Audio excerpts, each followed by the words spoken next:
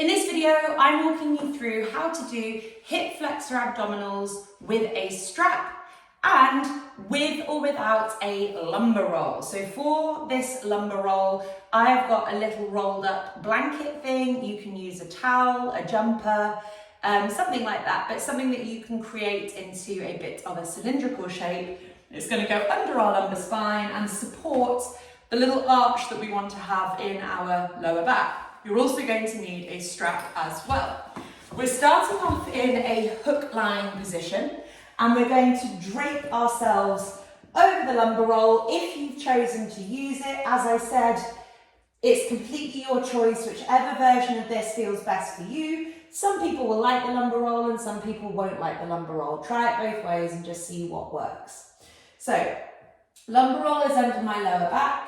I'm grabbing my yoga strap and I'm sliding my legs through the yoga strap, bringing it so it's slightly above my knees. As I squeeze out against the yoga strap, my kneecaps are staying in alignment with my hips. I don't have the strap so wide that my knees twist outwards, and I don't have the strap so narrow that my knees twist inwards. We're trying to keep the femur, the thigh bone, in alignment with the hips, and the way that you'll see that from this position is what direction your kneecaps are pointing in. So when you squeeze out against the strap, the kneecaps are still in alignment with the center of the hip joint here. Also be as careful as you can about the angles of your feet. So you might notice that your toes want to go wider than your ankles here, but what we are making sure that we are doing is turning our feet inward slightly, so you probably feel a bit pigeon-toed, and keeping the middle of the second and third toes, ankles, knees and hips all in alignment with each other. This exercise is like a whole body exercise, but I'm going to walk you through this in 2 stages. So I'll show you the lower body first. Knees are maintaining that squeeze out against the strap, and what you should be feeling is how that work is translating into activation of the lateral hip area, maybe a little bit in your hamstrings and maybe a bit into your glutes as well. That's a good thing. The strap is waking up the outside edge of the hip. There's another exercise similar to this called hip flexor abdominals with a block, and that wakes up more the inner thighs and the hip flexors, and we're on the other side of the pelvis here a little bit. So maintaining squeeze out, what we are going to do is very gently lift our knees up off the floor, hold for a beat, continuing that squeeze out against the strap, and then we put the feet flat on the floor and fully rest in between each rep. I don't want you lifting up your legs and just bouncing up and down like this, toes touching the floor but ankles not touching the floor. I want you to lift up, hold, gently bring yourself back down, feet flat on the floor, and fully rest in between each rep. The rest in between each rep is just as valuable as the activation in the work itself, because we've got to teach your muscles both how to switch on but also how to switch off. As ever, you're trying to maintain a nice steady nasal diaphragmatic breathing pattern here. So you might notice, especially if you've got like weak hips and weak glutes and that kind of pelvic area weakness, you might find that you're really locking on your abdominals to try and create hip flexion, which is essentially what we're doing here as we lift the knees up. So nice and slowly, we're in this type of movement here. What I don't want is you in a competition with yourself that you'll lose, trying to get your knees up super, super high so that your pelvis kind of rolls up. So I'm obviously exaggerating here, but if you're in this type of position, the pelvis is lifted and this isn't really happening where we want it to happen anymore. So the movement itself is really going to be like a 3-inch kind of maximum lift, so that there's no movement in the upper body caused by what the legs are doing.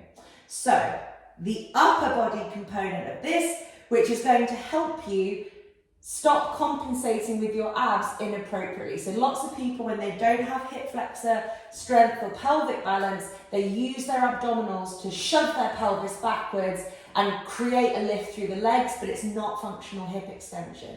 So what we are going to do is distract your abdominals with their own task, their correct job. So your abdominals are kind of responsible for like the movement and stabilization of your rib cage. So that's what we're going to do. So we're going to do hands behind head, interlinked, creating a bit of a cradle for your head.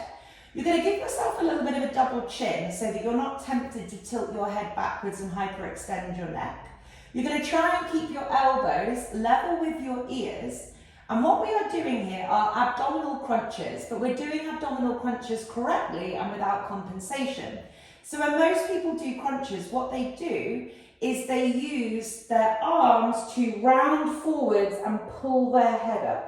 So what they are actually doing is creating a sort of thoracically flexed hunchback position, neck tension driving the movement, and that's really not what we want. We want to strengthen our abdominals, not strengthen a hunchback posture.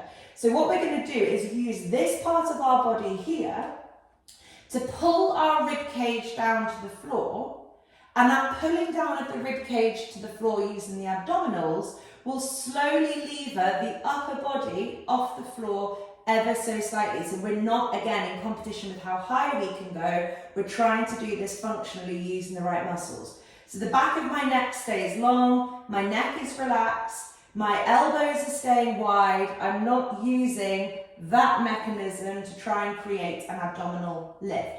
So I'm pulling rib cage down, lifting, holding, and releasing. Lifting, holding, and releasing. What can be super helpful is to look at the ceiling and look slightly behind you on the ceiling so that you're not tempted to really rock yourself up and forward. So if you're looking at your knees, you're using your head for the movement. If you're looking slightly behind you on the ceiling, you're probably not using your upper body in the same way. And then what the exercise is a combination of the two movements. So we're going to go nice and slowly. The slower you do it, the more your muscles are having to figure out what's going on. The faster you do it, the more you're just chucking yourself out around using momentum, which isn't building function in muscles. So toes, ankles, knees and hips in alignment, maintaining squeeze out against the strap throughout to wake up the lateral hips, keeping elbows back, back of neck long, head, neck and hands all nice and relaxed, using abdominals to pull you down. Off we go. So we're lifting, holding and releasing. Lifting, holding and releasing. Trying to keep that nice, steady, nasal, diaphragmatic breath with the movement. So you're kind of maybe breathing in when you relax down to the floor and then breathing out as you lift. Nice and slowly. Notice here how I'm aiming for control. I'm not aiming for height. I'm really making sure that the feet touch the ground in between and they relax. My shoulders and my belly relax in between the movement. Looking behind me on the ceiling slightly, keeping the back of my neck long.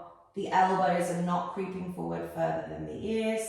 I'll do 3 more. Lift, hold, release, relax.